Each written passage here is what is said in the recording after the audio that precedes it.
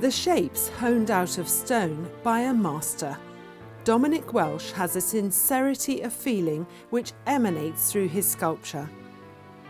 Well, we're 1,000 feet on the edge of Dartmoor in this sort of glorious woodland environment, and I've moved my shed up into the woodshed here to work on some smaller pieces. Now internationally renowned, Dominic started sculpting more than 30 years ago. The size of these works allows the scope to develop ideas within him for a long time. My work falls into, several different groups, all within a general sort of fairly simple, organic, abstract theme. So, the discs, this is probably the smallest one I've made. It's quite exciting to work on this scale, but I've made them, up to 1.5 meters diameter in the past. So I get my discs, and then the more serene teardrop shapes with just a very simple lines on. That's quite exciting.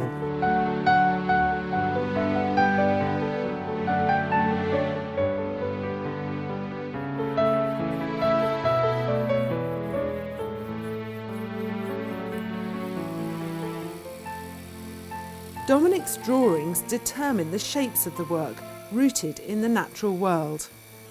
These are ideas for larger works, but they're also sculptures in their own right.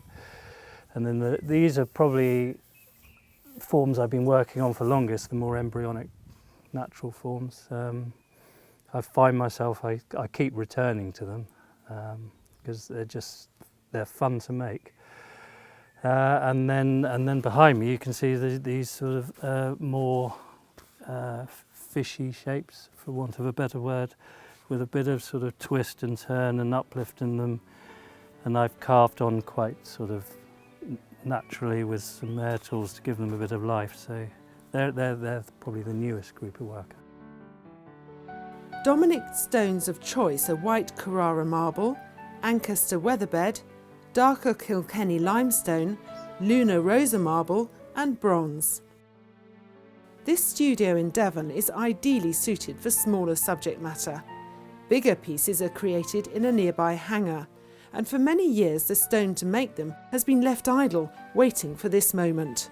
Something long talked about with dealer David Messum. Here's my new little workshop at home in the woodshed. So come in and have a look. Yeah, thank you. So this is a sort of new rising form meditation stone piece. I'm just working on all these lines. Yeah, you can just begin to feel them here, can't you? Actually, once you work those out, it's what gives these pieces such a wonderful sort of spiritual quality, isn't it? Well, it is breathing life into the form at the end. Yeah. This is the first time that he's really concentrated on doing these small pieces. And I think the exciting thing about them is that I think for people who are interested in his work, and there's a lot of those, you can get much more closer to the smaller pieces. And so, to some extent, they're a catalyst for something bigger. I know with clients, when they see some of his monumental pieces, they think, my goodness, how am I going to get it home? Where's it going to go? That sort of thing. So to get people engaged in his work, I think these are going to be very exciting.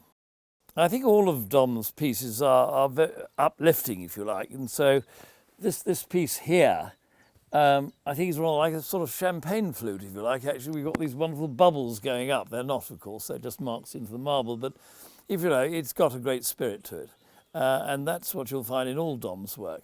There's the embryonic forms, which are easier to associate, but these lifting forms and teardrops and things like that are all very uplifting pieces, I think, and a joy to live with, whether they're out in the open or whether you can sight them inside. The detail of finishing is intricate. Filing and sanding before the sculpture really comes to life when finished, truly complete and set within its surroundings. It does give people pleasure if they have a small piece in their garden or in a corner of a room at home, and it gives them a moment to appreciate you know, another person's process without particularly knowing what it's about or who they are, but it can take you to another place, and I think that's quite important for people at all times.